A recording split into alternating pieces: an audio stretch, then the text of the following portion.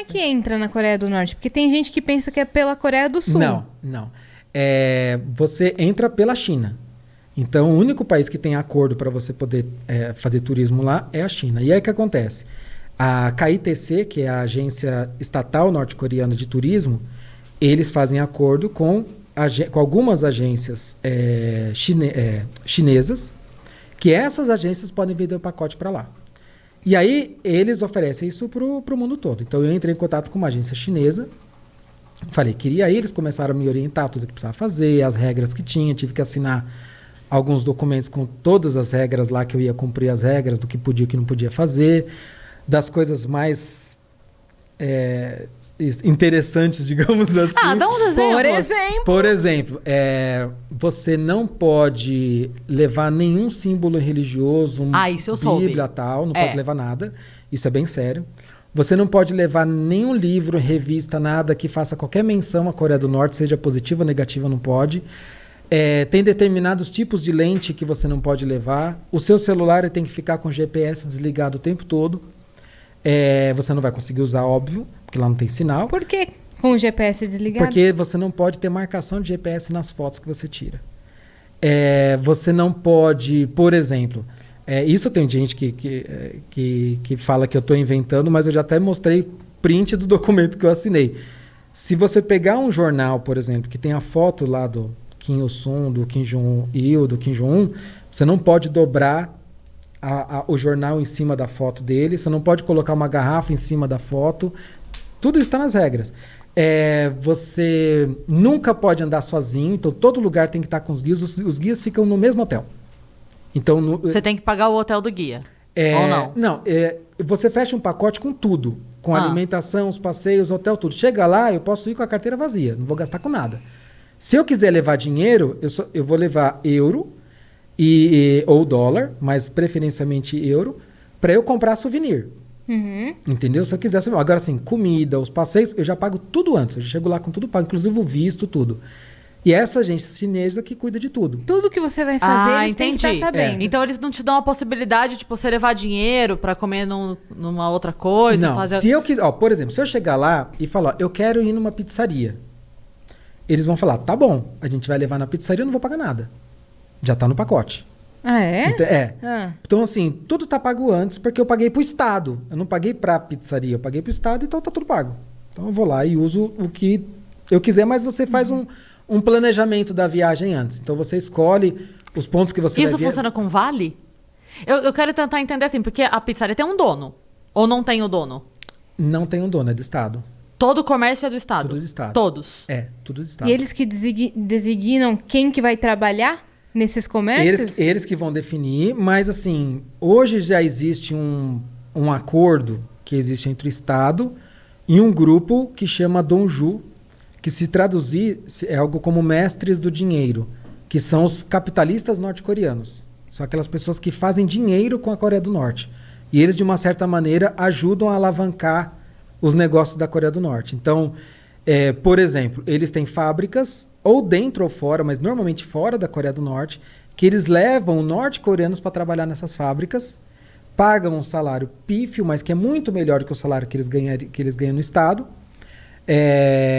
e com isso eles enriquecem muito. Então são milionários, são norte-coreanos de fato milionários. Caramba! Então, isso é o quê? 1%? Não chega a 1%. Nem chega a isso. Um grupinho. É um nada. Esses milionários. Você tem uma elite do país, que essa elite corresponde a mais ou menos uns 25%, mas não é uma elite necessariamente endinheirada. A gente está falando que a Coreia do Norte ela é dividida... Uma elite social, você diria? Uma elite social. De poder. Porque a Coreia do Norte ela é dividida em castas políticas. Uhum. Então você, como na Índia, você tem as castas, né, os Dalits, aquelas coisas do que é baseado na religião. Na Coreia do Norte é uma casta baseada em política. Então, só para explicar, até 1948 a Coreia era uma só. Era a Península Coreana. Quando teve logo depois do fim da Segunda Guerra, ainda ficou um tempinho, mas logo em seguida começou a Guerra Fria, porque tem toda uma... Estados Unidos vindo por baixo, a Rússia vindo por cima, dividiu a Coreia em dois. Tá. Norte e Sul. Então, eu estou encurtando muito a história, tá? Resumindo total. Resumindo muito.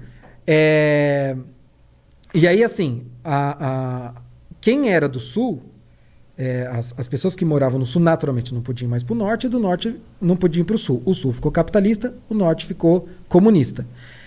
E nessa época, aquelas pessoas que lutaram para proteger, digamos assim, lutaram do lado dos comunistas, se tornaram a elite do país.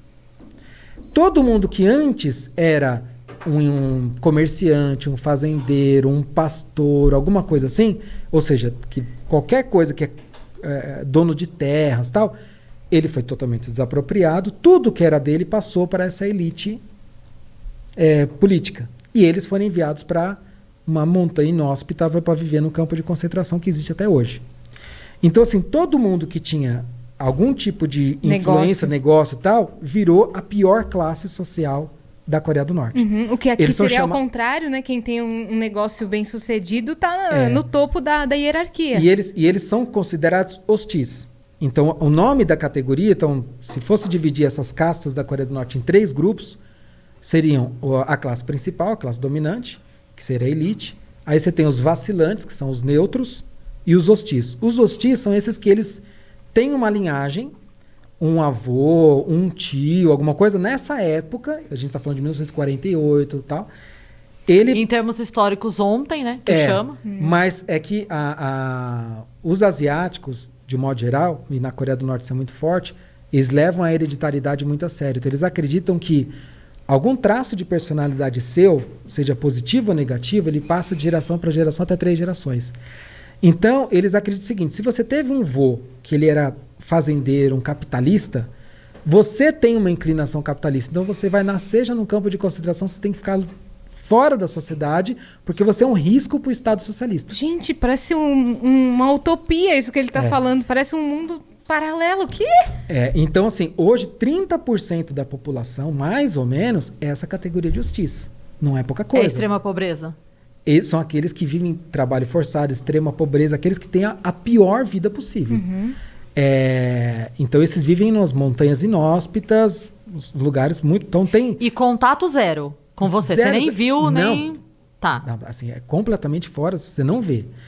Aí você vai ter o outro grupo, que são esses vacilantes, que corresponde a mais ou menos 45%, que são aqueles que, no seu histórico, nem tinha alguém que era capitalista ou o dono de terras, comerciante, e nem teve um general, um soldado, alguém que lutou na Guerra da Coreia, lutou na Guerra do Japão, ou que era comunista. Não tem nenhum desses dois. Ele só estava ali, só sou um cidadão e mais nada. Comendo pastel na feira, e, tipo, deu uma guerra, eu tava com leite, aqui. não que eu tô fazendo aqui? São esses daí. Por que chama vacilantes? Porque o Estado permite, digamos assim, que ele vive em sociedade, mas acompanha e monitora tudo que ele faz. Porque ele pode dar um vacilo. Porque ele pode dar um vacilo. Ou seja, ele pode ter alguma inclinação capitalista ou, se não tão devota ao socialismo, que isso vai acender uma luzinha vermelha e a vida dele vai começar a ficar um pouquinho mais difícil. Então, isso vai começar a impactar no que ele pode comer, onde ele vai morar, se ele pode estudar ou não, que acesso seus filhos vão ter, vai começar a impactar. E aqueles que têm no seu histórico alguém que lutou ao lado de Kim Il-sung, por exemplo, na Guerra da Coreia, na Guerra do Japão, ou que era um comunista, tal, esses são a elite do país. Então, eles que vão poder, por exemplo, morar em Pyongyang, que é a cidade vitrine, é a capital. Capital, lá que então, você foi. Então, lá, na verdade, eu fui em 3 cidades lá. Mas é óbvio que só vão me levar para os lugares que eles querem. Óbvio. Me não mostrar. Vão te levar para o topo da montanha. Então, Pyongyang, por exemplo, 95% da população de Pyongyang é da elite. Então, assim, por quê? Porque é um privilégio morar lá. É onde você tem a melhor educação, a melhor saúde, o melhor acesso, melhor tudo. Parques, hotéis, tudo. Lá tem parque aquático, cinemas, tem restaurantes diversos. Então, assim, é o lugar dos privilegiados. 5 estrelas ali. Aí, se um norte-coreano, por exemplo... É engraçado você pensar que o privilégio do país comunista é todos os privilégios que o capitalismo pode oferecer para eles, né? Com a diferença, né, que é o que eu costumo dizer, que assim, você num país, aqui no Brasil, por exemplo, né, isso foi uma lição que eu trouxe para mim.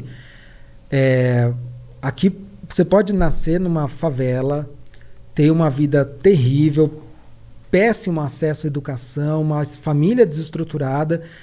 Você vai poder ascender socialmente? Vai ser muito difícil. É lógico que vai ser muito difícil, assim, porque você está nascendo numa disparidade enorme, Sim. né, com Sim. pouquíssimas oportunidades. Então vai ser Sim. muito difícil. Mas alguém te proíbe? Não. Não. É difícil, muito difícil, mas ninguém te proíbe. Ninguém vai falar, você nunca, jamais vai poder estudar em tal faculdade, ou vai poder escolher o seu emprego, ou vai poder comer carne, porque você teve um avô comunista. É diferente. Né? Então, assim, e isso foi uma das coisas que eu trouxe para mim, porque quando você sai de um país que ele tem tantas regras e que você vê uma população refém de um regime, você começa a dar valor àquilo que você tem. Você fala, o Brasil é uma bagunça, isso aqui é um pandemônio. Tem um monte de coisa errada acontecendo no governo, na Câmara, na STF, um monte de coisa errada. Mas calma, poderia ser muito pior.